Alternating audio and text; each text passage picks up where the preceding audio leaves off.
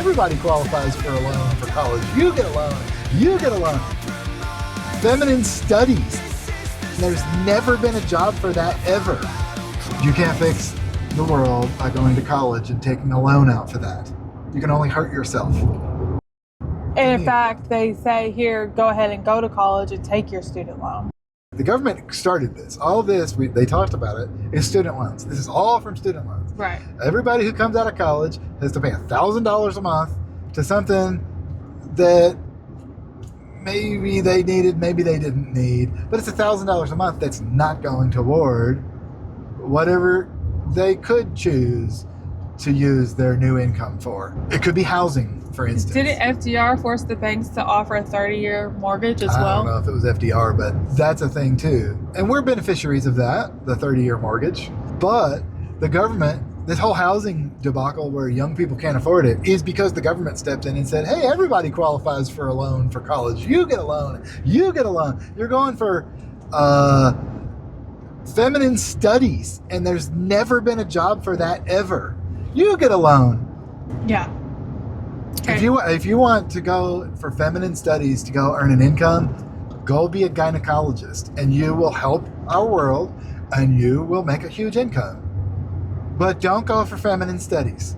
Like researching women's suffrage to exhaustion is not going to earn you any money. The government school doesn't teach people how to read a loan document and know what they're signing up to. And in fact, they say here, go ahead and go to college and take your student loan. They don't say, hey, here's what the opportunity cost is. You can make $1 million more over the course of your lifetime. That's what the pitch was when I was in high school. It wasn't, you have to go to college in order to have access to a job. It was, do you want to earn $1 million more over the course of your lifetime? Which average out isn't probably even that much. It's a lot. It's a lot. Is it? But what is the opportunity cost? If it's $1,000 a month for the first 120 months of your working career that you get kneecapped with, well, there's your $1 million. Hand it off to some bank. So why would you go and earn the extra $1 million for the bank? What you should do is either figure out a way to pay your way through college and cash flow it with no loan, or don't take a loan. Or a small loan. Like after you're already in your career. It's a $30,000 total loan. That's after you're already in your career. That's not going to take you 120 months to pay right. off. It's going to take you 30 months to pay off. Even though the loan document says you can pay $89 indefinitely. But that we're seeing how much there's definitely some people who are extending their adolescence because the government says you don't have to start paying your loan back while you're in college. So they just say, I got my associates, now I'm going to go for my bachelor's. Well, if I start using my bachelor's, then I have to pay my student loans back now. I think I might be able to make more money if I go for my master's degree, and so on. I'm going to go get a second master's degree. The law is written to benefit those people who extend their adolescence in that way. Yeah, and are they benefiting society with their 2 master's degrees? Like, what are those people doing? Well, that's the other side, like the good side of the coin of making it so that everybody has opportunity to go to college. Mm-hmm. Which, that sounds good. That is good. That is a good thing, right? Everybody has an opportunity to go to college. Well, what does that mean? Some people don't have the ability to afford it. So everybody gets this loan, gets access to this loan. And the other side of that coin is, well, the person who's going for a job that literally has no income prospects also gets that loan. And that's the mutant, disgusting, unintended consequences side of the coin. And anytime you have a government intervention, there's unintended consequences. And you said it's not going to happen overnight, and I said, yeah, it is, but I recanted and said, well, it will take some time. It'll take some time to figure out the unintended consequences to government intervention.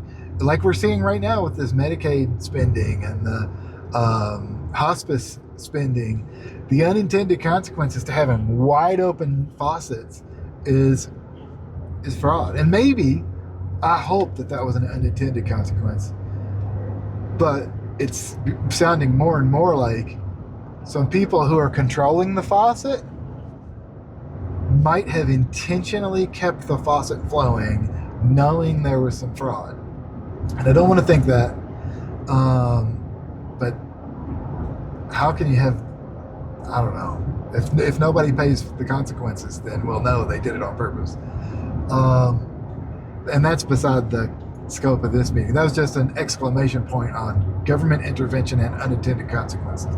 Two sides of the coin. One side of the coin is absolutely, everybody should have an opportunity to go to college. The other side of the coin is somebody, and let's be honest, if you're going for women's studies, there's something going on there that we need to talk about. And I care about you, but you're not going to go do a job and earn an income and support a family. You're going to uncover something about our culture and society that's gone wrong, and it absolutely has gone wrong. You can't fix the world by going to college and taking a loan out for that. You can only hurt yourself. Yeah, I think that when we go to college, it should be, how can you, and like, we don't like this at all, but like, it should be, how is this going to impact and improve our economy, our country's ability to make money, especially if the government is going to pay for your college. Well, that's a different thing, right? We were talking about government guaranteed loans and then the government paying. That is a different thing that's worth its own conversation. When the government hands people something that they didn't earn. I think the argument is, you're an American citizen. By being an American citizen, you have earned it. Well, that's an argument.